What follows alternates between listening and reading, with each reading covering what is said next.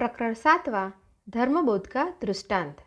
किसी अंग्रेज अध्यापक ने इस देश में जूरी द्वारा विचार होने के संबंध में आलोचना करते हुए कहा था कि जिस देश के अर्ध सभ्य लोग प्राण के महात्म्य सैंक्टिटी ऑफ लाइफ को नहीं समझते, उसके हाथ में जूरी के द्वारा विचार होने का अधिकार देना ठीक नहीं। अच्छा, यह बात मान ही ली कि अंग्रेज लोग हमारी अपेक्षा प्राण के महात्मा को अधिक समझते हैं, तब तो जो अंग्रेज किसी के प्राण लेते हैं उनका वो अपराध हमारे अपराध से कहीं भारी है, क्योंकि हम प्राण का महात्मा नहीं समझते और वे समझते हैं। मगर देखने में आता है कि देसी आदमी की हत्या करके कोई भी अंग्रेज खूनी, अंग्रेज जज और अंग्रेज जूरी के विचार से फांसी पर नहीं चढ़ा। प्राण की महिमा के संबंध में उनकी सूक्ष्म विचार शक्ति का प्रमाण अंग्रेज अपराधी शायद पाता हो, परंतु देसी लोगों को तो वह प्रमाण असंपूर्ण ही जान पड़ता है। इस प्रकार का विचार हमको दोनों ओर से चोट पहुंचाता है। प्राण जो जाना होता है सो तो जाता ही है, उधर मान भी नष्ट होता है। ऐसे विचार से हमारी जाति के प्रति जो अनादर प्रकट होता है वह हम सबके ही मन में खटकता है। इंग्लैंड में ग्लोब नाम का एक अखबार है, वह वहाँ के भले आदमियों का ही अखबार है। उसने लिखा है कि टॉमी एटकिन अर्थात पलटनी गोरे देसी लोगों को मार डालने की नीयत से नहीं मारते। देसी लोग ऐसे बोधे होते हैं कि मार खाते ही मर जाते हैं। इसी कारण टॉमी बेचारे को हल्की सज़ा मिलने पर देसी अखबार चिल्लाने लगता है। टॉमी के लिए बड़ी हमदर्दी देख पड़ती है, किंतु वह सेंसिटी ऑफ लाइफ प्राण का महात्मा कहाँ है? जिस पासवा आघात से हम लोगों की तितली फटती है, उसी आघात का वेग क्या उक्त भद्र अखबार की इन कई लाइनों में भी नहीं है? अपनी जाति के किए हुए खून को कोमल स्नेह के साथ देखकर मरे हुए आदमी के घरवालों के विलाप को जो लोग खींच के साथ धिक्कार देते हैं, वे भी क्या खून की हिमायत नहीं करते? कुछ दिनों से हम देखते हैं कि यूरोपियन सभ्यता में साधारणतः धर्मनीति का आदर्श अभ्यास पर ही प्रतिष्ठित हो रहा है। धर्मबोध की शक्ति इस सभ्यता के अंतःकरण में उदय नहीं हुई। यही कारण है कि उसके धर्मबोध का आदर्श अभ्यास के घेरे के बाहर मार्ग ही नहीं ढूंढ पाता, प्रायः विपथ में विपन्न हो जाता है। यूरोपियन समाज में अपने ही घर में मारकाट और खून खराबी नहीं हो सकती, क्योंकि ऐसा व्यवहार वहाँ के सर्वसाधारण के स्वार्थ का विरोधी है। कई सदियों से धीरे धीरे यूरोप का विष देकर या हथियार से खून करने का अभ्यास छूट गया है, मगर हत्या तो बिना हथियार चलाए, बिना खून बहाए भी हो सकती है। धर्म का बोध अगर बनावटी न हो, हार्दिक हो, तो ऐसी बिना हथियार की हत्या भी असंभव हो जाती है और निंदनीय समझी जाती है। एक विशेष दृष्टांत के द्वारा हम अपने कथन को स्पष्ट करने की चेष्टा करेंगे। हेनरी सावेज लैंडर एक प्रसिद्ध भ्रमणकारी है। तिब्बत के तीर्थ स्थान लासा में जाने की उनको प्रबल इच्छा हुई। सभी जानते हैं कि तिब्बती लोग यूरोपियन यात्रियों और पादरियों को संदेह की दृष्टि से देखते हैं। उनके यहाँ की बीहड़ राहें और घाटियाँ विदेशियों को मालूम नहीं है, और सच तो यह है कि यही उनकी आत्मरक्षा का प्रधान अस्त्र है। यदि वे लोग इस अस्त्र को भूगोल का पता लगाने वाली जियोग्राफिकल सोसाइटी के हाथ में सौंपकर निश्चिंत बैठना न पसंद करे तो उनको दोष नहीं दिया जा सकता। किंतु यूरोप का यह धर्म है कि और लोग उसका निषेध माने पर वह किसी का निषेध न मानेगा। कोई मतलब हो या न हो, केवल विपत्ति को लांघने की बहादुरी दिखाने से यूरोप में इतनी वाहवाही मिलती है कि उसे पाने के लिए बहुतों के मुंह में पानी भर जाता है। यूरोप के बहादुर लोग देश और परदेश में विपत्ति को खोजते फिरते हैं, चाहे जिस उपाय से हो। जो यूरोपियन लासा में पदार्पण करेगा उसकी प्रसिद्धि और प्रशंसा बेहद होगी। अतएव बर्फमय हिमालय और तिब्बतियों के निषेध को चकमा देकर लासा में जाना ही होगा। लैंडर साहब ने कमाऊ अल्मोड़ा से इस यात्रा का आरंभ किया। उनको एक हिंदू नौकर भी साथ ही मिल गया। उसका नाम चंदन सिंह था। कमाऊ प्रांत में तिब्बत की सीमा पर ब्रिटिश राज्य में शोका नाम की एक पहाड़ी जाति बसती है। उस जाति के लोग तिब्बतियों के डर और उपद्रव से कांपा करते हैं। लैंडर साहब ने इस बात के लिए बारंबार आक्षेप और खेद प्रकट किया कि ब्रिटिश सरकार तिब्बतियों के उपद्रव से उन लोगों की रक्षा नहीं कर सकती।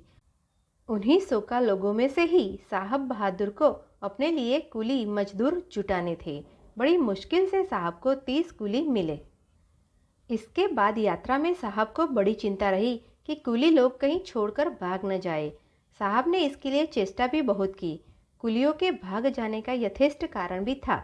लैंडर साहब ने अपने भ्रमण वृत्तांत के 25वें परिच्छेद में लिखा है कि ये कुली जब चुपचाप मन मारे पीठ पर बोझा लादे, करुणाजनक श्वास कष्ट से हाँफते हाँफते ऊंचे से भी और ऊंचे पर चढ़ते थे, तब जी में यह खटका होता था कि इनमें से कितने आदमी लौटकर जा सकेंगे।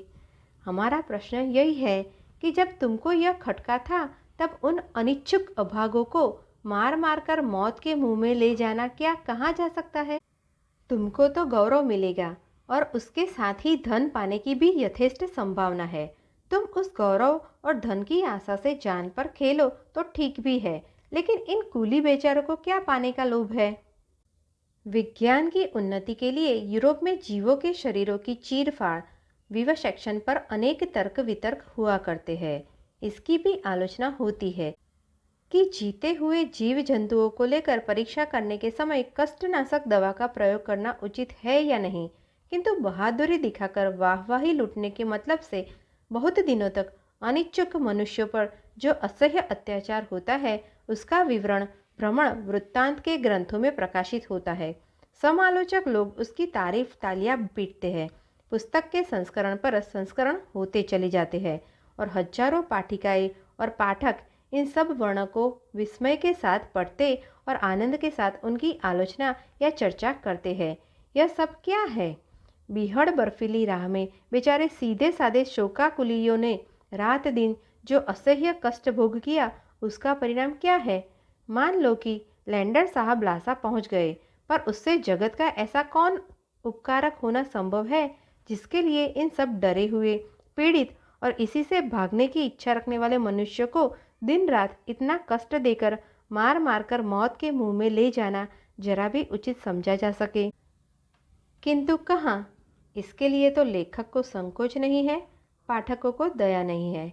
लैंडर साहब जानते थे कि तिब्बती लोग कैसी निर्दयता से अत्याचार और हत्या कर सकते हैं और इस कारण सोका लोग तिब्बतियों को कैसा डरते हैं तथा उनको तिब्बतियों के हाथ से उबारने या बचाने में ब्रिटिश सरकार कैसी असमर्थ है। वह यह भी जानते थे कि उनमें जो उत्साह, जोश और लालच काम कर रहे हैं, सोका कुलियों में उनका लेश भी नहीं है। इस पर भी लैंडर साहब ने अपने ग्रंथ के 135वें पृष्ठ में जिस भाषा में जिस भाव से अपने कुलियों के भय और दुख का कारण वर्णन किया है, उसका तर्जुमा नीचे दिया जाता है। उनमें से हर एक हाथ से मुंह ढककर व्याकुल होकर रोता था। आंखों से आंसुओं की धारा बह रही थी। वे सिसक सिसक कर बिलख रहे थे और जिस डाकू और एक दूसरे तिब्बती ने मेरा काम लिया था और जिन्होंने डर के मारे भेष बदल लिया था, वे उन लोगों के बोझ के पीछे छिप कर बैठे थे। हम लोग यद्यपि सड़क की अवस्था में थे, तो भी अपने कुलियों की ऐसी व्याकुलता देखकर मैं अपनी हंसी नहीं रोक सका। इसके बाद उन अभागों ने भागने का इरादा किया तो लैंडर साहब ने यह कहकर उनको निरस्त किया कि जो कोई भागने या दंगा मचाने की चेष्टा करेगा, उसे मैं गोली मार दूंगा। कैसे साधारण कारण से लैंडर साहब के मन में गोली मार देने की उत्तेजना उत्पन्न होती है, इसका परिचय आगे चलकर मिलेगा। जब तिब्बत के हाकिम ने लैंडर साहब को पहली बार मना किया, तब उन्होंने ऐसा ढोंग रचा मानो वह लौटे जा रहे हैं। उन्होंने एक पहाड़ी दर्रे में उतरकर दूरबीन से देखा कि पहाड़ की चोटी पर कोई 30 सिर पत्थर की आड़ से झांक रहे हैं। इस पर साहब लिखते हैं कि मुझे बड़ा बुरा लगा। यदि वे मेरा पीछा ही करना चाहते हैं तो खुल्लम खुल्ला ही मेरा पीछा क्यों नहीं करते? दूर से छिपकर देखभाल करने की या पहरा देने की क्या जरूरत? अतएव मैं 800 गज तक निशाना मारने वाली अपनी राइफल बंदूक लेकर जमीन पर लेट गया और जो सिर सबसे साफ देख पड़ता था उस पर वार करने के लिए मैंने निशाना ठीक किया। साहब के इस अतएव में बहार है। छिपकर काम करने से साहब को बड़ी ही नफरत है। उन्होंने और उनके साथी और एक पादरी साहब ने अपने को हिंदू तीर्थयात्री बताया और जाहिर में भारतवर्ष को लौट जाने का ढोंग करके छिपे तौर से लासा में जाने का उद्योग किया, परंतु दूसरों का छिपकर काम करना उनको इतना असह्य है कि उन्होंने जमीन पर लेटकर अपने को छिपाकर 800 गजी बंदूक तान कर कहा, I only wish to teach this coward a lesson. अर्थात मैं इन कायरों को शिक्षा देना चाहता हूँ। दूसरे छिपकर बंदूक चलाने में साहब जिस पौरुष का परिचय दे रहे थे उसका विचार करने वाला वहाँ कोई न था। हमने अपने प्राचीन लोगों की कमजोरी की बहुत बातें सुनी हैं, किंतु चलनी होकर सुई के छेद का विचार करने की प्रवृत्ति पाश्चात्य लोगों की तरह हम लोगों में नहीं है। असल बात यह है कि शरीर में जोर रहने से विचार आसन पर अकेले दखल कर लिया जाता है और तब दूसरों पर घृणा करने का अभ्यास ही जड़ पकड़ लेता है। अपनी ओर देखने का अवसर ही नहीं मिलता। एशिया और अफ्रीका में भ्रमण करने वाले साहब लोग अनिच्छुक कुली मजदूरों पर जो अत्याचार करते हैं और नए नए देश खोज निकालने की उत्तेजना में उन लोगों को जिस तरह छल बल कौशल से विपत्ति और मौत के मुंह में ढकेल ले जाते हैं, सो किसी से छिपा नहीं है। तथापि सैंक्टिटी ऑफ लाइफ से संबंध में इन सब पाश्चात्य सभ्य जातियों की समझ अत्यंत तीव्र होने पर भी कहीं से उसका प्रतिवाद नहीं सुनाई पड़ता। इसका कारण यही है कि धर्मबोध पश्चिमी सभ्यता की हार्दिक वस्तु नहीं है। वह स्वार्थ रक्षा के स्वाभाविक नियम से बाहर से प्रकट हो गया है। इसी से यूरोपियन घेरे के बाहर वह दूसरा रूप धारण कर लेता है। यहाँ तक कि उस घेरे के भीतर भी जहाँ स्वार्थ बोध प्रबल है, वहाँ पर दया धर्म की रक्षा करने की चेष्टा को कमजोरी कहकर यूरोप उससे घृणा करने लगता है। वहाँ युद्ध के समय विरुद्ध पक्ष का सर्वस्व जला देने या उन लोगों के अनाथ बच्चों और स्त्रियों को कैद करने की विरुद्ध कुछ कहना सेंटिमेंटलिटी महज ख्याल ही ख्याल समझा जाता है।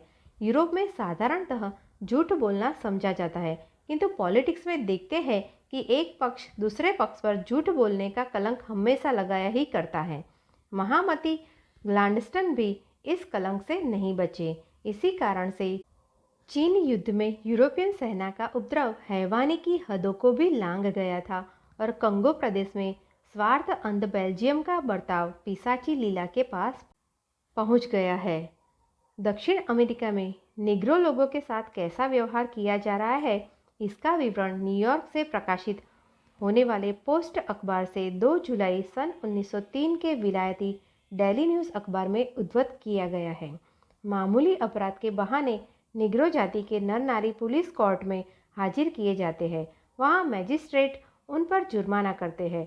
अदालत में पहले ही से उपस्थित रहने वाले गोरे लोग वह जुर्माना दे देते हैं और फिर उस रुपये के बदले में उन निग्रो स्त्री पुरुषों को अपना गुलाम बना लेते हैं। उसके बाद फिर तो चाबुक, लोहे की जंजीर और अन्य ऐसे ही अनेक उपायों से आज्ञा न मानने और भागने से उनकी रखवाली की जाती है। एक निग्रो स्त्री को तो चाबुक मारते मारते मार ही डाला। एक निग्रो स्त्री 2 पति करने बिगामी के अपराध में गिरफ्तार की गई। हाजत में रहन के समय एक बैरिस्टर ने उसकी ओर से पैरवी करना स्वीकार किया, किंतु मुकदमा नहीं चला और यह निरपराध कहकर छोड़ दी गई। बैरिस्टर साहब ने तब भी फीस का दावा किया और उसके बदले में उस स्त्री को मैक्री कैंप में 14 महीने काम करने के लिए भेज दिया। वहाँ 9 महीने तक मकान में ताला बंद करके उसके भीतर उससे काम कराया गया और ज़बरदस्ती दूसरे आदमी से उसका ब्याह कराकर कहा गया कि पहले पति से तेरी कभी मुलाकात नहीं होगी, जिसमें वह भाग न जाए इसलिए उसके पीछे कुत्ते लगा दिए गए। उसके मालिक मैक्री ने अपने हाथ से उसके चाबुक मारे और उससे कसम ले ली कि छूटने पर उसे सबसे कहना होगा कि मैं $5 हर महीने तनख्वाह पाती थी। डेली न्यूज़ कहता है कि रूस में यहूदियों की हत्या और कंगो में बेल्जियम के अत्याचार आदि के लिए पड़ोसियों पर दोषारोप करना कठिन हो गया है। After all, no great power is entirely innocent of the charge of treating with barbarous harshness the alien races which are subject to its rule.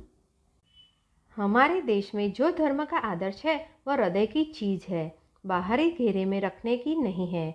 हम यदि सेंसिटी ऑफ लाइफ को एक बार करते हैं तो फिर पशु पक्षी कीट पतंग आदि किसी पर इसकी एक हद नहीं बांध लेते। भारतवर्ष एक समय मांस भोजी था, मगर आज मांस खाना उसने निषिद्ध मान लिया है।